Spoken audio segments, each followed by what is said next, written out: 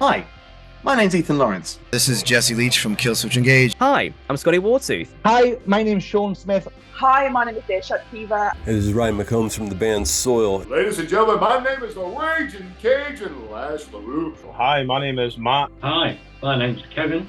I'm from Heavy Metal Therapy. We're a CIC based in the UK. You are listening to the Chronicles of Podcast.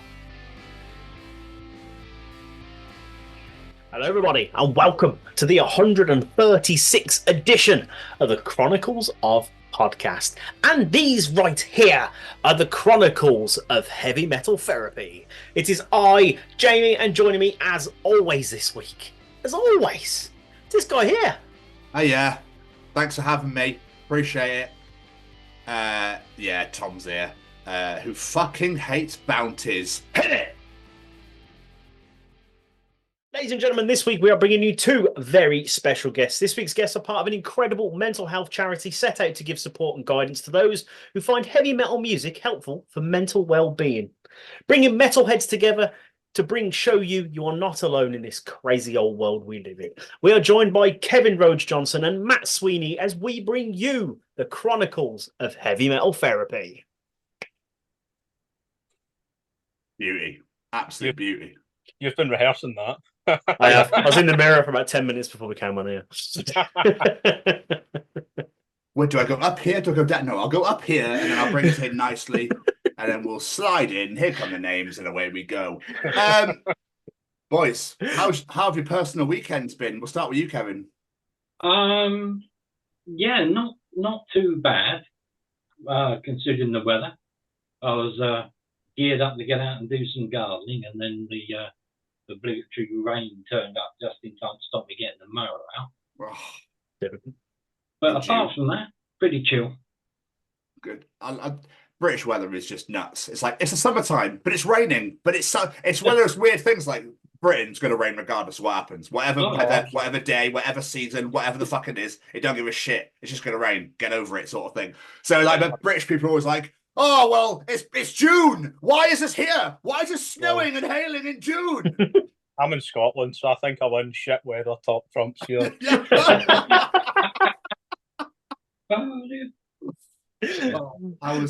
How's your personal weekend been, Matt? It's been fairly quiet, to be honest, but I'm kind of liking it quiet. Do you know that? Yeah, it's been pretty just do the relaxing after a week at work, which I enjoy that now, to be honest. I'm getting old in my young age, so. What's your job? I just work in an office. Ah, okay. That old 9-to-5 grind. Exactly. It pays the bills for now, so it does the job. There's some nice people in the office. We love it. What you need. Yeah, absolutely. But gentlemen, before we learn more about heavy metal therapy, I just want to learn a bit more about yourselves. Obviously, the thing that brings us all together is that love of metal music. So where did it come from you? We'll start with you, Matt. Where did that love of alternative music come from?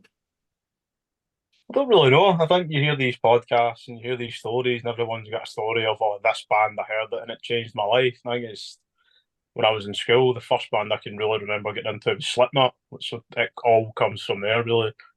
And listening to Slipknot, and I didn't actually really like really heavy music aside from that. It's only about the past 3 or 4 years I've really started getting into more alternative and heavy music and starting to dip my toe in a lot heavier stuff. So it's been nice to get more into metal. Obviously, it ended up leading me down the garden path and getting involved with heavy metal therapy and getting to do things like with your good selves talking about this kind of thing. So it's been good to get more into heavy music and find myself a bit more, get to go to more gigs, meet more people, go to Bloodstock last year, for instance, and go to a music festival. So it's led me to different things, different genres, different bands, different lyrics that mean whatever.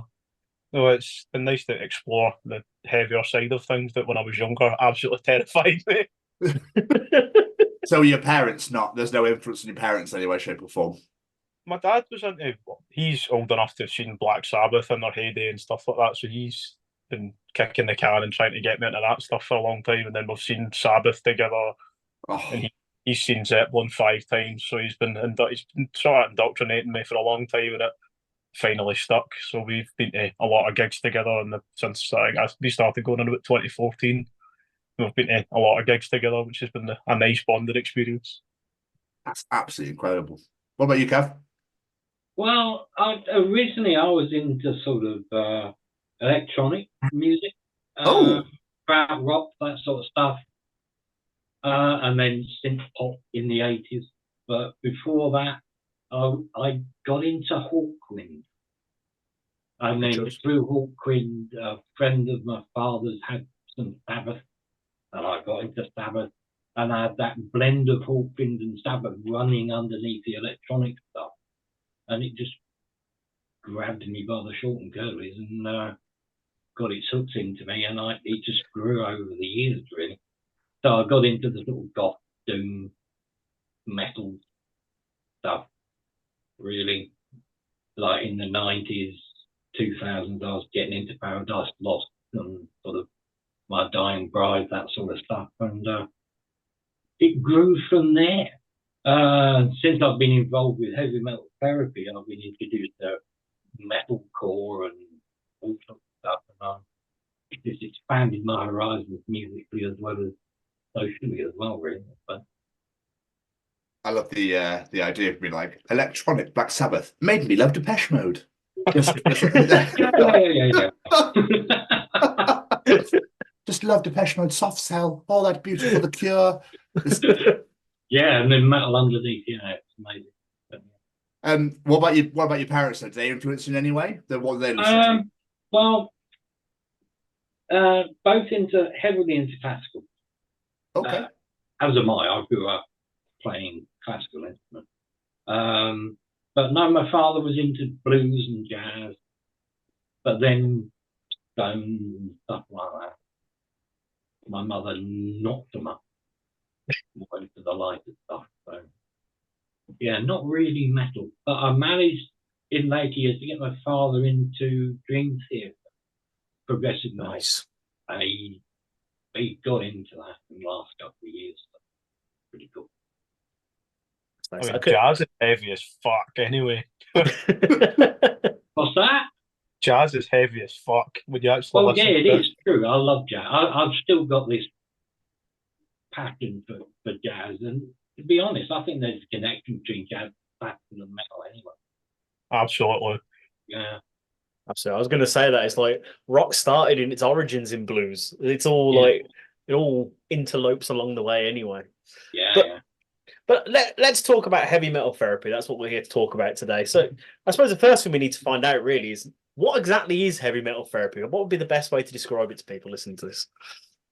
So we are a CIC for the most part, which means we are a community interest company, which is similar to a charity, but so we're not a registered charity, but we are a not-for-profit company. So it's along the same lines, because when you say CIC to someone, they look at you like, "What's a CIC?" It's like, yeah, we're not allowed to say we're a charity. Some people get pissed off about that and start messaging the page. So please don't message the page if we mistake the word charity. We're not trying to represent ourselves as something we're not. So it was invented about 6-7 years ago, Kevin. Yeah, end of 2018, I think the Facebook page went up. So it was about 6-7 years ago, and it was Kate's idea, and then it grew from there. Where I think she met Angela, one of the other directors, at a Slipknot gig, and then the seed was planted for those two to become friends, and then the thing grew from there. It started as the Facebook page, and people shared their stories with them. I wasn't involved at that point. I only got involved about 2 and a bit years ago now. So they then thought, right, you know what Facebook's like, things drop off after so long. So they thought, people are giving us our stories, why don't we create a website so they can collect the stories, and it means they're not dropping off. They're still there. People can readily find them. They're readily available. Then as time's gone on and it's grown, we've had in-person events where we've, I think for the past 3 or 4 years, been starting to do the more in-person stuff. We go to things like Primordial have been very good to us. I think they've had us for the past, I've been there the past 2 years. I think we've been there the past 4 or 5 years. Obviously, we met your good selves at Primordial, so you were our stall neighbours. So you get forged relationships like this. we were involved at Bloodstock for the past 2 years at the welfare. The people at the Order of the Black Sheep were very kind to let us join with them, and we went as heavy metal therapy. They let us wear the t-shirts. We had some memorabilia and paraphernalia at the stall where they could take stuff away if they needed to. We could sort of refer them and signpost them to whatever. So we were there. We're not there any longer as that, although there will still be some people from heavy metal therapy going to welfare. I can't make it this year, unfortunately, but we will have some people there, and hopefully people will put some stickers up around the festival site and stuff like that. And then we've also got the part of the website that's my favourite part of the website, which is called A Place for My Head, which all of those resources are made by members of our community.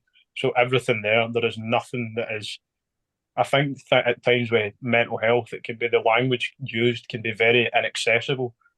It's people like doctors using big words and stuff like that to your average person they don't get, which I think doesn't necessarily scare people off, but it's big words that your average person in the street doesn't understand. So what I like about that is it's lived experiences from people in our community that have been generous and kind enough to give us their stories, what worked for them. It's a very small document, but it's like this is a brief description of, say, ADHD, anxiety, autism. This is what worked for me. Here's a bit of a brief story.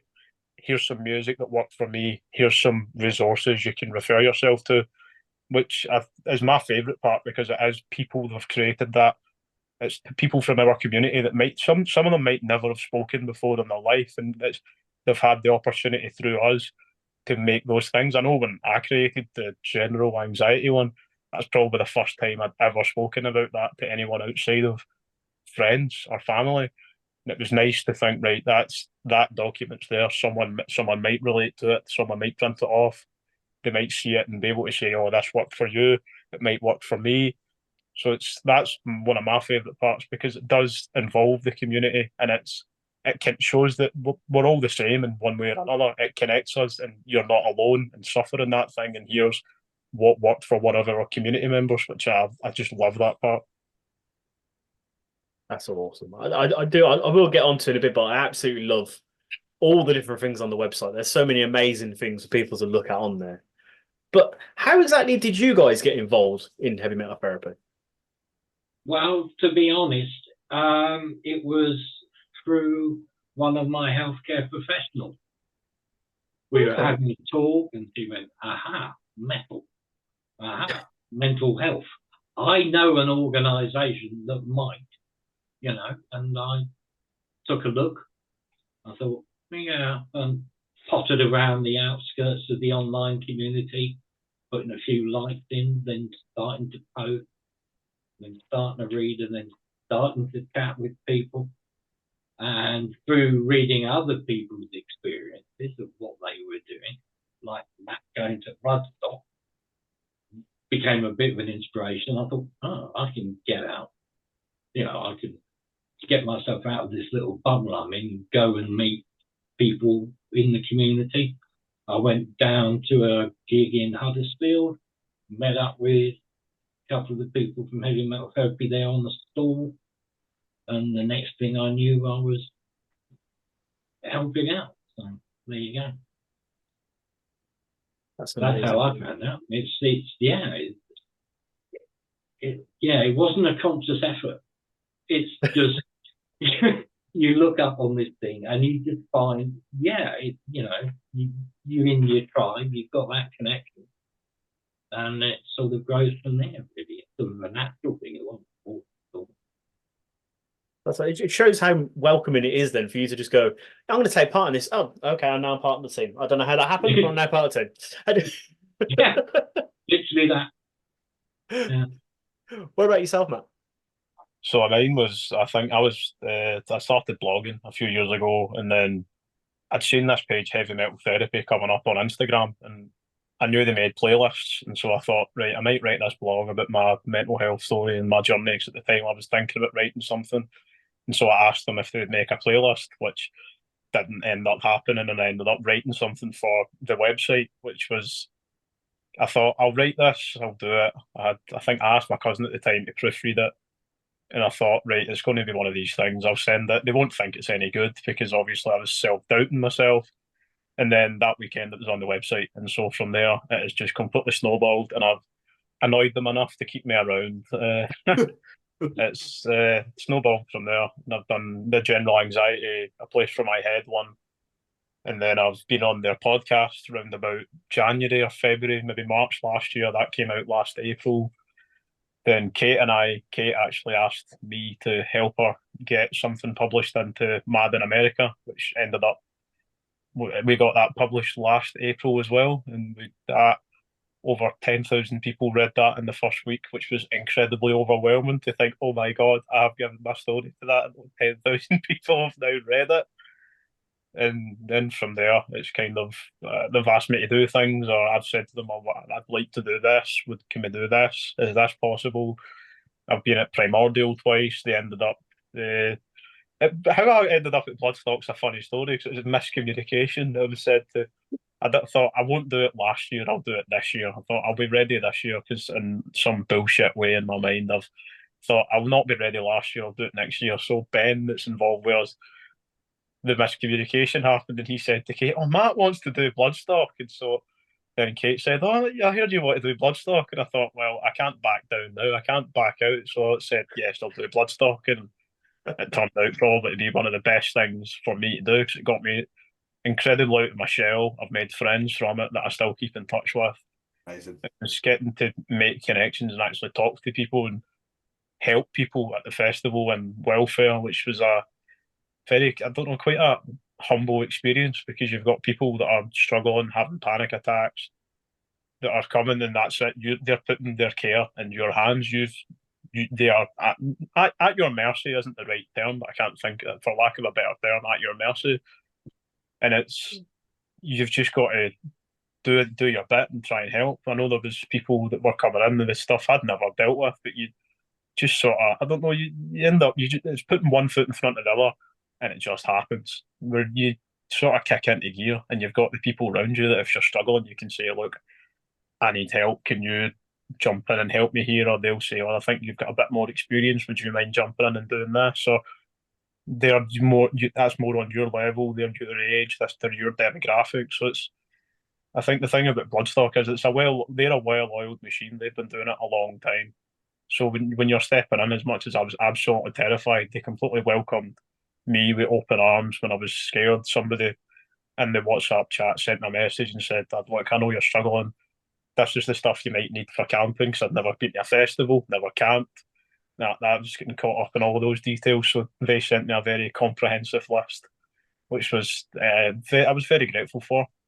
And then it's taken off from there, where I've had a couple of things in Scotland where we've had events. We've been down at Primordial again. That's 2 years in a row. I've spent my birthday there, which I wouldn't have any other way. It was just an incredible event. I think this year I enjoyed it a lot more this year, because I had experience. I was out of my shell a bit more, and a bit more bold, where even I said to you two, I was like, I think you should get us on your podcast. And well, here we are. Yeah. What? Yeah, absolutely. Yeah. I mean, can I rein it in a little bit and go back slightly? You said that the creation of heavy metal therapy was done by two ladies at a Slipknot show. Is that correct? I don't know entirely that that's the origin. I know Kate had the idea, and I think Kate and Angela were working together, and it was they two, Kate and Angela, are both at a Slipknot gig, and they clocked each other, and that was where the friendship started. And I think Kate had already had the idea of starting heavy metal therapy. Said to Angela, I've got this idea. So I think that was sort of the origin. Okay. Yeah. Because where did the whole thing of I want to start this come from then? Any idea? I'm told Kate had the idea in her kitchen, and just someone was they were listening to black metal, and someone was playing with a yo-yo, and that was how it started. What? Is that right, Kevin? It sounds right. It sounds anecdotal. I haven't got documented evidence of it, but yeah, I think that's about how it started, which I think is absolutely brilliant. Yeah, I mean, once those two got together, I think they involved another few people. I think originally the committee was 5, people. I think it's 4 now. So, Okay. but yeah. I just love that idea of we're really enjoying this bad metal. That yo-yo looks really fun. Should we start a therapy group? Okay. Yeah. I mean, Kate Stunt did some research into mental health and heavy metal music in the community. So it's sort of built from that. Ah, okay. And in fact, if you look on the website, we've got next to the resource section, you've got the university tab, is it, Matt? Yes. School of Heavy Metal. Down there, you'll find a lot of research papers hidden away for those more geek-minded. They're all there. That's Goes so a bit cool. goes a bit over my head, that stuff.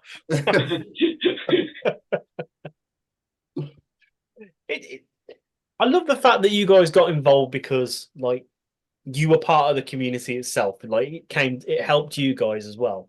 But what makes me laugh is obviously this community is brought together to use heavy metal to help. And if you ask anyone on the outside world, they'll be like, "Oh, heavy metal, it's that angry, shouty music. That's not going to help anyone." How do you sort of go about fighting that stigma to go, no, metal isn't just about shouty, angry music. There is more to it than that. Yeah, but the shouty, angry bit helps sometimes. In a pure cathartic sense, if nothing else, shouty music, if you're in a shouty mood, get it out there. It's better out than in it. But yeah, I mean, if you look at the themes that metal deals with, generally, it's a lot of it might put people off, it being sort of on the darker side of things, maybe. But then again, that's part of life. And the fact that you can reflect that in the lyrics and you can connect to it and see that someone else has gone through it and you're part of the community that understands that, then that's how metal helps. So I think that's how you sort of push back against it. So what are like the primary goals of heavy metal therapy? For now, we've been rolling out peer support groups, which Kevin is quite heavily involved with.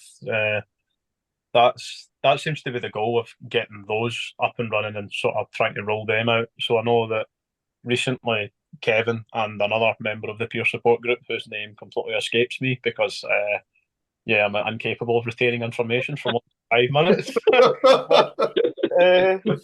So I know that's the idea. So Kevin could probably tell you a bit more about that. He is shit hot at stuff like this. He is absolutely fucking amazing at it. It's been quite incredible. Like, I know that Kevin briefly mentioned that I'm a bit of an inspiration to him, which sits incredibly uncomfortably.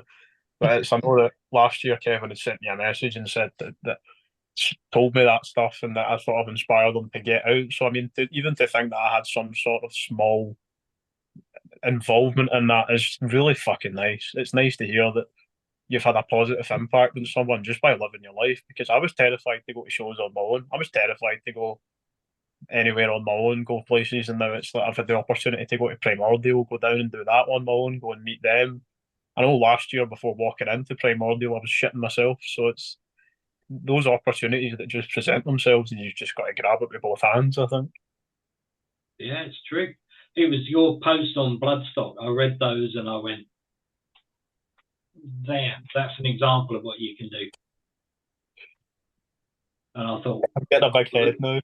I've just got to get more involved. I don't want this to become a love-in, but, you know, that's how I got more involved. It was partly because of you, to be honest. That's very kind of your experience. And to be honest, that is the nature of heavy metal therapy. It's people looking at the life experiences of others in the community and going, I can take something from that, or I can give something back because of that. And that's really what I wanted to do. I wanted to give something back.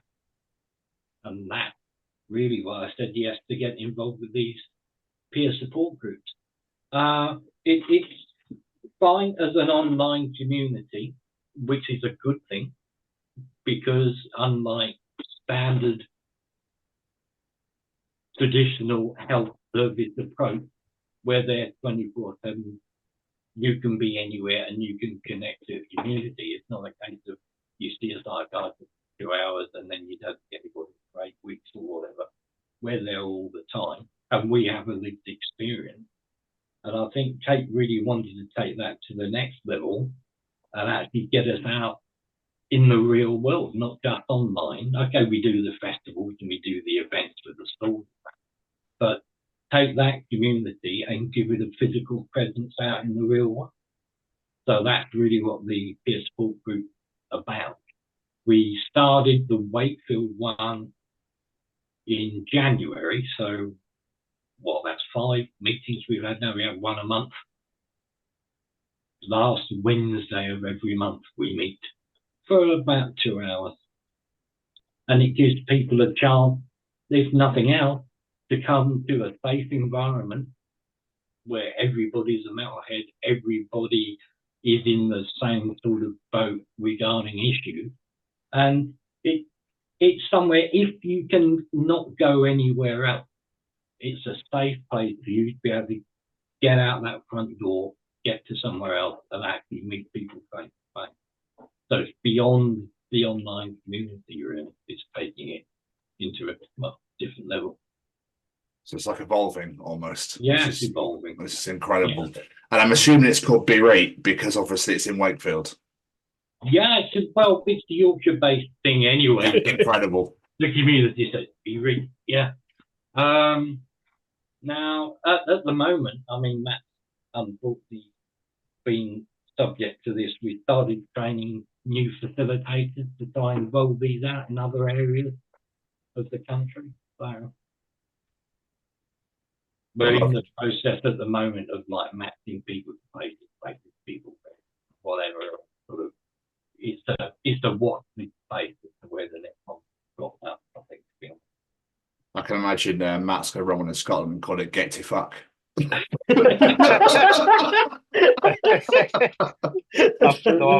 the given strict instructions, all of them are called Be Right, and it's going to be interesting to see how that translates to Scotland, having to explain that to people. Try it in South London, mate. You know, it's going to be a bit different down there and all. Yeah, that's all right, but I think today. lovely apples and pears, lovely jubbly. No, that's north of the river. Oh, okay, sorry. I apologise because my whole I'm mind's up. south of the border, mate.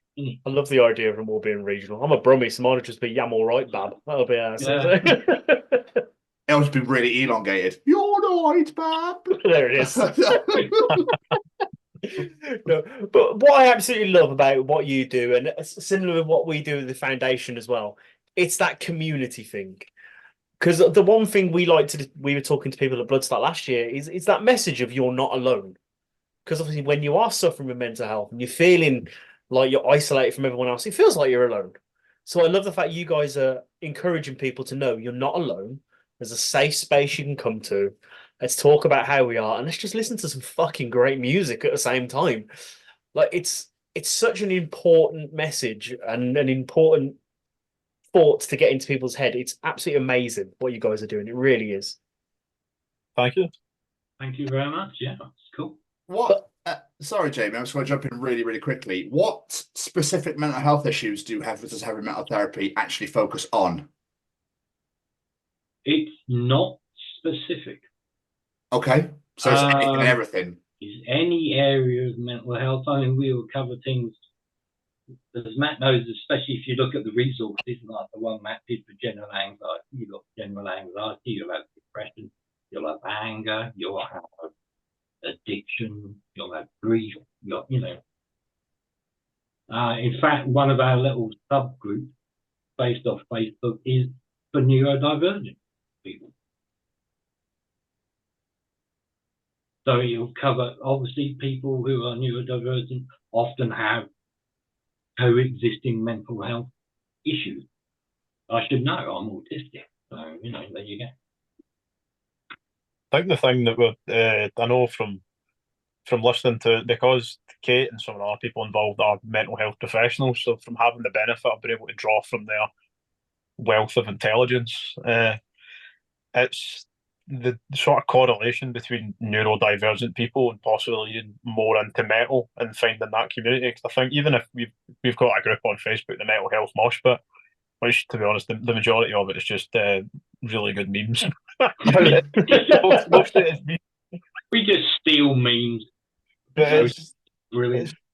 the amount of people that are neurodivergent that I think lean more into the alternative culture or the alternative subculture, or even when you go to the festivals and stuff like that, it's these people are looking for a place to find people that are similar to them. I know that probably heavy metal therapy and that whole community is something I probably longed for a long time before I got involved. So getting to be involved and make friends with people and get to make those connections is, I think, invaluable, because it does show you're not alone.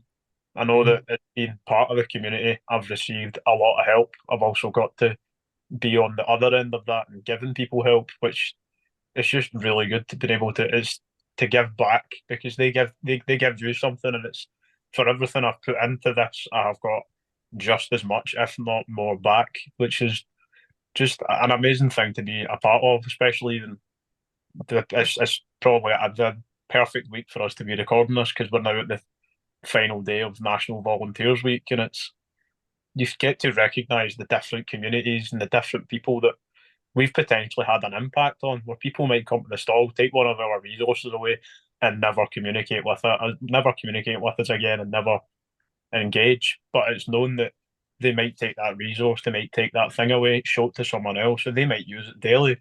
That's having that stuff where you can say to people, here, just take this away, because all of that stuff's takeaways. We're not selling the resources. We're not looking to make any profit out of it. It's just there to help people. Nothing we are doing to generate profit. Even when we're at stalls, yes, we have stuff to sell, but anything we sell gets put straight back into the CIC to fund things like the peer support groups. Yeah, it's true. It's just the whole openness of the community, really. You get this sort of virtuous cycle, if you want to get a bit nerdy about it.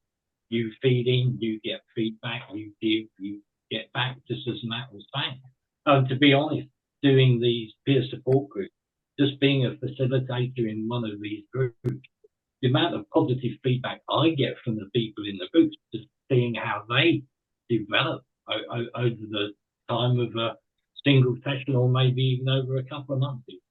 It's amazing. And it gives me something as well. I'm getting something back. I'm getting support. Just for the fact that we're all on similar paths. And there's that shared knowledge, Incredible. What I like to do is be able to stand there and say, look, I'm a veteran goth, and I'm still standing, I'm still breathing. You can make it through, Whereas when I was in my 20s and 30s, I couldn't see a way out. I think that's what's important in what you do, because it's not going to meetings, sitting there with a psychiatrist, that sort of. It is community. It's I'm struggling. I'm also struggling. Let's help each other. Yeah, and I mean, that's really beautiful. It really is, especially in a community like we said that is ostracated. It is treated differently because of we listen to different music, which is just bonkers to say out loud, but it's true. And what you guys are involved with, Sophie Lancaster, which was started from a tragic thing happening where sadly lives were lost, and it's like things like that shouldn't have to happen. It's a shame that it's at times tragic things like that then trigger a positive thing like the Sophie Lancaster Foundation or other stuff to start. It's a shame when you have to look into the stories and think it's a tragic thing, but now what can we do on the front line to change it as metalheads, all part of that community? It's fantastic to see people coming together and really supporting these causes, even when you're at Bloodstock. It's the thing on, was it Saturday or Sunday was Pink for Sylvia? I don't remember, but everyone gets together and starts Pink to join that. And it's without those things, where would these people go? It's the people that have connected with heavy metal therapy, like me. If I didn't have that to go to, I wouldn't have done so much of this stuff. It's what would we have done? Even at Block, there's the welfare tent, there's the Festival Samaritans, there's another outreach group to do with drugs and alcohol I can't remember the name of, that are all there for festival goers to talk to. And it's it breaks my heart to think that someone at a festival has to go to one of these things and not be enjoying some great music. But it's really gratifying and really good to know that obviously I've been a part of it. I was given the opportunity, and I'm incredibly grateful to have been blessed with that opportunity to be a part of that, where people are coming to you and sort of pouring their heart out. And it's a shame in one part, and it's at the other part, you're getting to be part of that journey, part of that person opening, maybe the first person you've ever opened up to. And I think Ben and I were on a podcast a while ago, and he had a thing at Bloodstock where he had a really breakthrough moment, and he said to the guy, now you need to go and tell your friends how you feel, because I'm just a guy at a festival. It's what you've told me, go to your friends and tell them that. Which is just amazing to hear about. It's like, if we weren't there, if welfare wasn't there for people to talk to, what would happen to these people? So it's really good that these things are there, because I think that it suggests it does need to be there. There is, festivals are going to be overwhelming. Unfortunately, we know people are going to have too much to drink. People are going to drugs that they probably shouldn't take and might have adverse reactions to. So yeah, they're going to need a safe space to go with people that can say, you're okay, you're not dying, you're just taking something that's not agreed with you. Just sit down, calm down, have a sleep, have some water and calm down. If that wasn't there, what would happen? Which it's just really, I think the way I always say it is I'm part of something that's bigger than me, and it is bigger than me because we're only what we are because of all the moving parts. I'm not a mental health professional, and I didn't know anything about mental health until probably 3 or 4 years ago, when I was struggling with my own and forced to learn, which is probably one of the best things that ever happened, really, because it's thrown me down this path where I'm getting to do different things, explore different things, find out just how far I can push myself and what I'm capable of. So I had some shit times, but it led me to here. So I'm incredibly grateful for the struggle, I suppose, because it teaches you a lot about being human and actually being nicer to people and being there. I've had the opportunity to help people and be helped as well. It's very much a two-way street. It's, even with heavy metal therapy, it's getting to see what I put in and then what comes back out, which is just absolutely amazing. It really is. The one thing, even just wearing the shirt. I've gone to gigs just with a heavy metal therapy t-shirt on, and people are going, "What's that?" And you start talking to people about it. And I've had people say, "Oh, I think my son might be interested in that, or my brother, or whatever, or me," talking to themselves, and they'll go away. And you say, "Well, I hope that's made a difference." And it's the fact that within the metal community generally, and the alternative community as a whole, I think we're more open to discuss these things. So if someone is wandering around with a heavy metal therapy t-shirt, people will ask. And then you can explain that to them, and it's just a ripple effect. Just, if you can just touch one person and make a difference, then what is that one person going to do next? They're going to touch someone else and someone else. Like I say, it's a ripple effect. It's a ripple effect. I do want to touch on something you said then, because it sort of blends into beautifully what I was going to mention. You said, like, this might be good for my son, because I think that is something really important, is looking after the youth and the next generation. There's an interesting thing I saw on your website that was a blog for parents on how to help, because I feel like this generation are more comfortable talking about their mental health. You see a lot of people on social media websites like TikTok and stuff are very comfortable saying, yeah, I've got autism, I've got ADHD, I suffer from depression, whatever it may be. But there's also a lot of people whose parents in that their generation of feelings. Don't know what you're on about, mate. I'm just going to go down the pub. I'm going to go fucking mine. I don't know. You know, feelings don't exist. Is this something you've heard a lot about, people's parents just not quite understanding what they're going through? I can't say I've heard a great amount of it, because there's some of it within the peer support group, but no, I think most of the stuff I've heard in real life from the people in the peer support group, the people who've talked about their parents a lot, I'd some of them have been more positive than others, but I wouldn't say there was a great deal of, oh, no. So, I can't say that myself. But. That's actually great to hear. To be honest, I was quite scared what answer I was going to get to. So that's actually beautiful to hear. Because you worry, don't you? Because, you know, a lot of people don't talk about. Hell, I'm 38 and I don't like talking about my feelings. So it's. Yeah. I'm somewhat older, and let's say it took me a few decades to be able to say, A, I need help, and B, can someone please tell me what's wrong with me, and then realise that there's nothing wrong with me, you know, in the macro sense at all. I'm just me. I just have to have these issues and this view on life and whatever, and to learn with it. I had to go through that myself. So I hope, with me being open, I can give that to the next group of people coming through. Say, look, don't be ashamed. Don't be afraid. You can talk, and people will listen, and people will help. Which is exactly what we need, and I hope it does continue to be like that. I really do.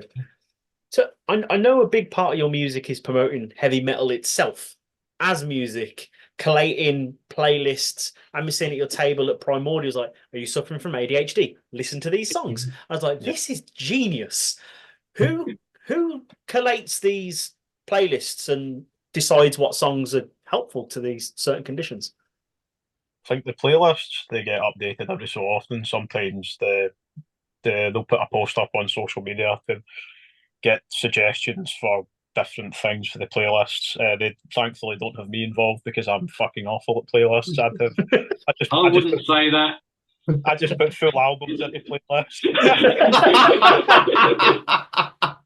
I just think I like that one, I like that one, but I also like that one. And then it's but playlists are my strong point. But it's that I make playlists for myself that are I like to listen to, but it's the stuff online. It's I know we've got stuff for anger, upset, sadness, and then we've got a international one for bands that come from cultures that maybe aren't as traditional for metal.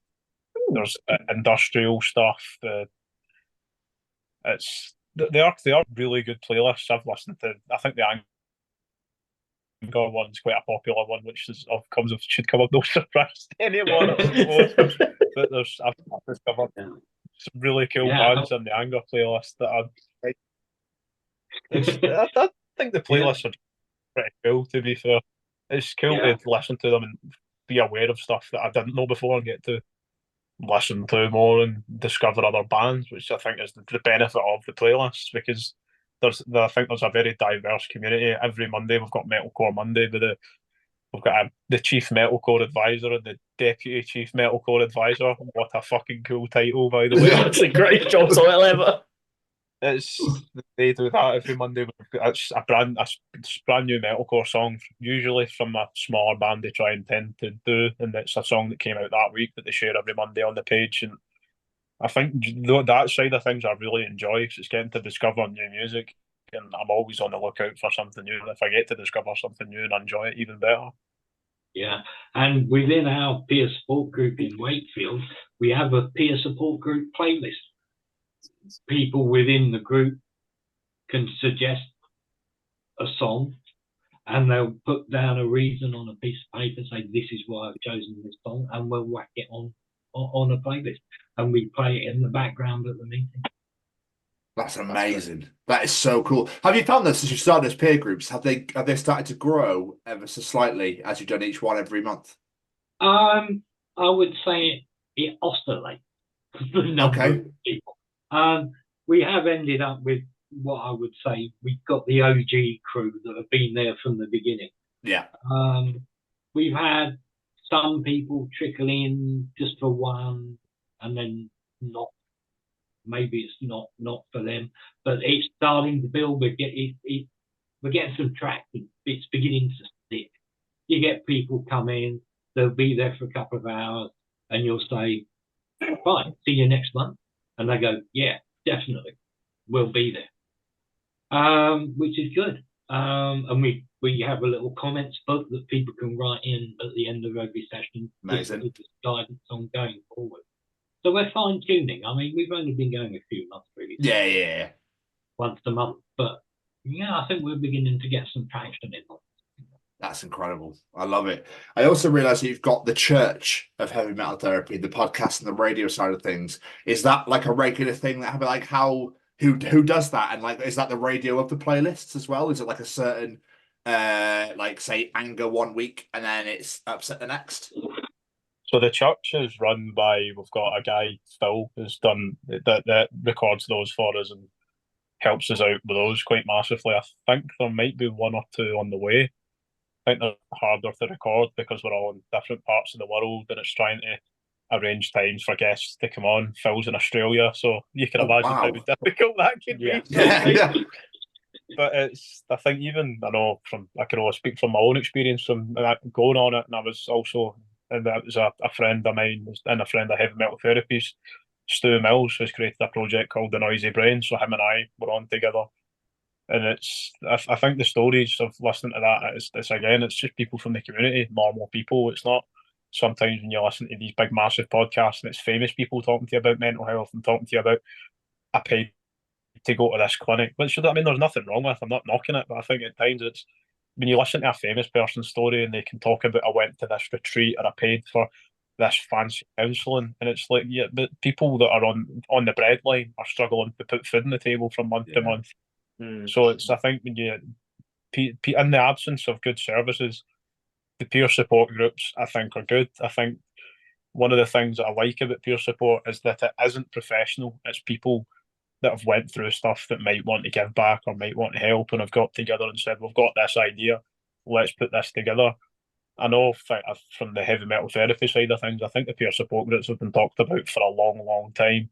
And it's something that has been on the back burner for a long time. And now it's something that I'm glad to see started. It's something I'm incredibly proud to see because I know it's something I've got a lot of help from as peer support groups where I go to Andy's Man Club every Monday, and it's something I get a lot of help from, just being around other people and getting to share your struggles and getting to hear their struggles and what worked for them. And I don't think you can put a price on that or a tag on that because that's listening to other people's experiences, and that is very much remembering that we're not alone because you're literally listening to someone else's struggle and getting to share yours in a safe environment, which is really something that blows my mind, watching people walk through the door for the first time and all of a sudden just start opening up, because you might be the first person they've ever opened up to, which is a position that is a very privileged position to be in. Yeah, very true. And the other thing I like about it is it's not a prescriptive thing. The way we've got the group structured is quite loose, the structure we've got. So we're not sort of cracking the whip and saying, now talk about this, now do this, now. It's what are we going to do? It's very organic. It's very. Tom was the chap you were thinking about, Matt. That's the name, Tom. He says, it's an outside in, not an inside. It's not outside in, it's inside out. So we're not pumping in from outside saying, do this, do that. You have this, therefore you do this. It's an outside in. Where are we? Where are we at? What do we need to do? What do we want to do? And we'll grow from there. So it's very much an organic, self-managing thing. We're facilitators. We're not mental health professionals. We've been where you are. You know, we understand. We're not going to prescribe to you what to do. We're just going to say what we have done, what we have gone through, and hopefully that will help you going forward. Tom and Kevin have put together a very, very good peer support training. It is very, it literally does what it says in the tin, tells us what they've been doing. So it's something I was incredibly curious about since it started. I was interested to know the format and what they were going for and how they were going. So it was nice to do the training and just to see people even up and down the country on the Teams call that we don't necessarily get to meet. So I think the thing about our community that's not like other communities is you can be away from each other, and a lot of it's done digitally. So it's when you get to have those opportunities to get to even meet up virtually. it's you get to see the other people involved. I know that people have seen me on the Facebook group sharing and doing stuff and doing whatever, and I think it's a lot of the times I get feedback and people that, oh, you're doing stuff all the time, but I don't think I am. I think I'm just sharing stuff on Facebook or doing a post or a blog or whatever. So it's getting to actually know the impact you're having on the thing. Like, I don't ever think I'm doing a lot, and yet other people have told me I am. So I think it's getting to have other people's getting to notice. I think it's nice to just be a part of people that are like-minded and getting to even meet people like Kevin, because I would never have met these people otherwise. Yeah, it's true. Very true. If I would never have met Matt if it wasn't for HMT. If I had met Matt, hadn't heard about his blood story, then maybe I wouldn't have been doing this book. It is phenomenal how it just all, the whole concept of it, the whole idea of it is just a beautiful thing. An absolute beautiful thing. You've mentioned Primordial and Bloodstock and everything. How was Devil's Market today? Do you know? I know you were there. I know Adam was there, wasn't he? No idea so far. I think it went well, but you met Adam and Rebecca. Yeah. They were both there, so I know that it's in safe hands. They're good. We're all good at what we do. I think when you get the opportunity to do the stalls, it's just getting to liaise with the community and meet different people. And I think that the thing I get to take away from it is if I send someone away and they took a card or took a resource away, I hope that we've made some sort of impact on them and they might pass it on to someone else. And it's just getting to have those real conversations with people. It's, selling stuff to put back into the CIC is nice, but if I've been able to make an impact on that person, I'm a lot happier doing that, because I'm definitely not a natural salesperson. But I imagine, because you get all the feedback, don't you? You've got feedback or stuff on your website that you get from people being like, oh, I came to your stall, I picked up a patch or a badge or whatever, and I got to talk to so-and-so, and it was absolutely beautiful. That must make you feel unbelievable inside, getting feedback like that. That's nice, because I think that times I think you can get caught up in the whole event where when you're talking to people, the day just goes by in a flash. Get time to really stop and take stock. It's when people are coming up and looking, you've got to be quite. I mean, you two will know what it's like as well from doing the Sophie Lancaster stuff. Where when people are coming up, you've got to be on the ball to say, "So, do you know a bit about what we do? Are you interested in this merch we might be plugging, or do you want to buy? If they want to buy something, it's having to know prices and set all that kind of stuff. Looking at sizes, doing the inventory side of stuff. I think that it is. The day just goes by because you're busy, you're talking to people, if we're selling stuff, if they're wanting to know about the brand, if they're wanting to talk to us, or they might have opportunities for us about other festivals they're at, gigs they're going to. And some people might even be opening up to us for the first time ever. So you've got to be quite on the ball, or I don't know, my approach is if someone comes up, just try and talk to them as a human. I think even at Primordial, I think the first thing I asked most people was, you enjoying your day, mate? Yeah, exactly. Yeah, and if people want to know where we're cropping up next on the website, if you go in the About, there's a little diary section, and that gives you a list of our forthcoming appearances out in live, which is being kept up to date. So yeah, there's a few of them. I think it's got events in there down to the end of July. So, what is the future of HMT looking like? Is it just focusing on these peer support groups, or what other focuses is there? Well, now, to my knowledge, the peer support groups is definitely what we're plugging. There's other stuff where at the directors' meeting they've had their plan for the next 2 or 3 years. So we know what direction we want to go in a lot clearer now. I think the peer support groups kicking that off is quite a big undertaking, where you've got to. Kevin could probably tell you a bit more about finding venues, liaising with the venue, having to understand the format, working with the facilitators. Obviously, they've had the building the facilitator training, delivering the training twice. So I think that's where a lot of focus is drawn. But of course, there's also the in-person stuff that we get to do, where you've got the people that we have to have the people to go to the in-person stuff. We have to make sure they've got the inventory, because Kate's very involved in that side of things, where she's got to kind of be providing us with the inventory and stuff like that. So the behind the scenes stuff, there's obviously, if there's stuff going on the website, I believe we've got 2 Church of Heavy Metal Therapy radio shows ready to go, so they'll be coming out at some point. There might be more of those recorded.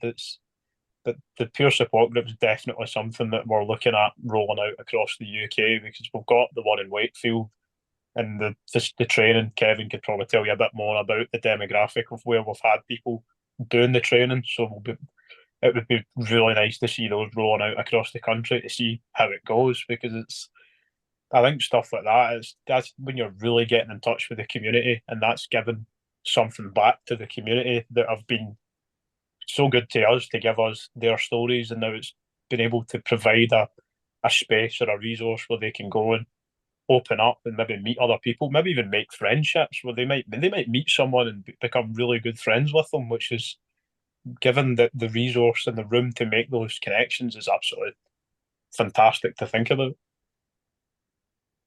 Incredible. I think the most important question we need to ask is, how, if people are hearing this and they're interested and they want to join these communities, where can people go to get involved? heavymetaltherapy.co.uk is the website, and look up Heavy Metal Therapy on Facebook.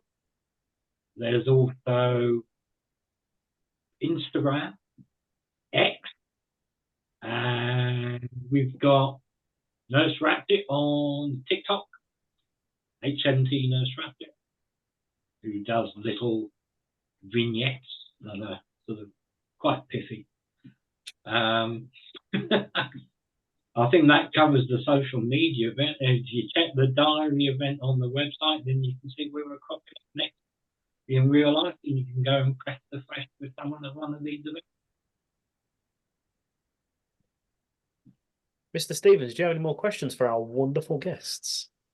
No, I think we're pretty covered, to be quite honest with you. Like, you just talked about the future, looking for those peer groups and that sort of thing. Is there anything else we've missed off? The Metal University we talked about as well, which obviously, if you want to go into in more depth about how heavy metal truly fucking helps people out, then obviously check out the Metal University. But any future developments coming, or is it literally all focusing on the peer groups for now? I think they might have different types of merchandise coming out. That I know there's been designs and ideas being put out. I know the facilitators at some point will be getting our own line of merch, if you want to call it that, like a t-shirt, so that when we're at the thing of the, God, I forgot the fucking word. That's terrible. We just go to a peer support group, yeah. Peer support group, that'll do. That thing we've just been talking about, yeah. that thing we've just spent the whole past 20 minutes or so talking about. Oh my God. Yeah, bit of big fart there. Yeah, the facilitators will have, I think we're looking at giving the facilitators their own t-shirts, so that when you go, you can identify a friendly face to say, right, they'll say that, are you here for the right support group, or are you here for heavy metal therapy, or would you like to come in and learn a bit more about it? Because obviously I think the first step is the hardest step, which you can't take anything away from. So it's being a friendly face and being approachable to say, oh, you're here for us, we'll take you in, we'll introduce you to people, introduce you to the team, sit down, get you a cup of tea, cup of coffee, get them settled in, and just be human and be approachable and be nice to them. Yeah. Another thing that's happening alongside that is we're actually developing more of a living document, sort of facilitator's handbook, to go alongside training that people can use long term. And we've just recently reinvigorated the Discord server, which we're using at the moment to concentrate it as a community for facilitators and volunteers to have their own little community where we can have a self-help group within the self-help group, almost, to develop best practice, keep everybody up to date, and all of that as well. Love it. That is really clever. I've got, actually, just while we were talking, I just thought of something else. From a personal standpoint, when you first started your journey in heavy metal therapy, and Kevin, I'll start with you. Did you ever think that this is what you'd be doing now? Did you ever think you'd be running peer groups and all that sort of thing? No. I thought I would be that chap who never leaves his house, who looks at his computer, doom scrolls, and does the odd like on a funny meme. Bless you, man. And it's purely because of the interaction and the stories that come through the group that gives you that incentive to say, I can get outside that front door. I can go somewhere. I can go to a gig. I can meet up with other like-minded people. I can help give something back. That's what I wanted to do. It gave me the inspiration to give something back and get involved in these peer support groups. And that's incredible. And now you're an inspiration to those people that come to that support group. Well, I hope so. Oh, yeah. Well, fuck, come on, man. Let's be real, right? Let's be real right now, yeah? What about you, Matt? Absolutely fucking not. I did not a million years to do anything like this. I was a very shy. I was very much in my shell. I didn't dream of doing anything like this. I thought I would do that post and that would be it. Really, I didn't expect it to snowball and become quite involved in it and end up I accidentally become the spokesperson for heavy metal therapy, where I've had the opportunity to do. I think this is the fourth or fifth podcast that I've had the opportunity to be able to talk to people and talk about what we do. So I think even getting to lean into that side of myself and realise I'm actually quite good at it. So it's really, it's flattering that people even want to talk to us, because we're not really professionals. We're not part of this big massive thing. It's nice that people want to talk to us and give us that platform to speak on. Yeah, absolutely. And I think it's a testament to the program, the community itself, that you guys were part of that community. Huh? What? You completely froze. Oh, did I? Fuck's sake. I think it's a testament to the community itself that you guys were part of that community, and now you're out there helping other people who are then part of that community. And it's a testament to metal music as well, and music in general, because I know my son struggles and he's got his headphones on all the time. And if he's ever struggling, things are too much, music straight on. You know, I think it's really important to spread that message that music can help. So what you guys are doing, I'm not a believer myself, but you're doing the Lord's work, guys. It's absolutely amazing. Like, absolutely amazing what you guys and heavy metal therapy are doing. Absolutely amazing. Tip thy hat. Not just us, Sophie Lancaster as well. Don't forget. Yeah, exactly. You guys are part of a big, massive organisation as well. I think there is a lot of different ones. I know there's us, there's Metal for Good, there's Sophie Lancaster Foundation, there's other bigger and smaller ones about. I'd imagine there's probably international ones that we don't know about. So I think it's just such it's a growing and evolving thing, and I think it's good that these organisations are there to help people. And I mean, not obviously the best part about it is you get some pretty cool merch out of these things. Incredible. I was going to ask for any plugs or social medias, but Kevin, you covered all that. heavymetaltherapy.co.uk. Everyone, if you need people to talk to, whatever it may be, just head on over there and you'll get exactly what you need. Gents, before we let you get out of here, could we ask you for one little favour? I don't know about that. Oh, come on. Basically, at the start of every episode, we like the guest to introduce the show. So all it is just a, hi, my name is, this is what I do, and you're listening to the Chronicles of Podcast with Tom and Jamie. Would you be able to do something like that for us? I don't know if you want to do one each, and then I can splice it in the editing, however you guys want to do it. Happy to do that, yeah. I was going to say, we'll move over so you can read the name in case you forget it. So what is it you're looking for? It says, hi, my name is, and then this is what I do, and you are listening to the Chronicles of Podcast with Tom and Jamie. You can put whatever spin you like on it, whatever it may be. Just, yeah, that's the gist. Thank you so much for spending your Sunday evening with us. We massively appreciate it. Well, no, thank you for having us on. Thank you for, you're helping us get the message out. We can't ask for much more. But no, seriously, man, thank you so much, guys, for joining us. It's been an absolute pleasure. And yeah, enjoy the rest of your Sundays. Thank you very much. Thank you very much. Thank you for having us and giving us the opportunity. No, I told you, take it easy. We'll see you soon. Yeah, thanks a lot. If you need anything else, you know where we are. Yeah, we do. Thanks, Matt. We will do. Don't you worry about that. We appreciate it. Take care. Take care, guys. See you later. Bye-bye. Bye-bye.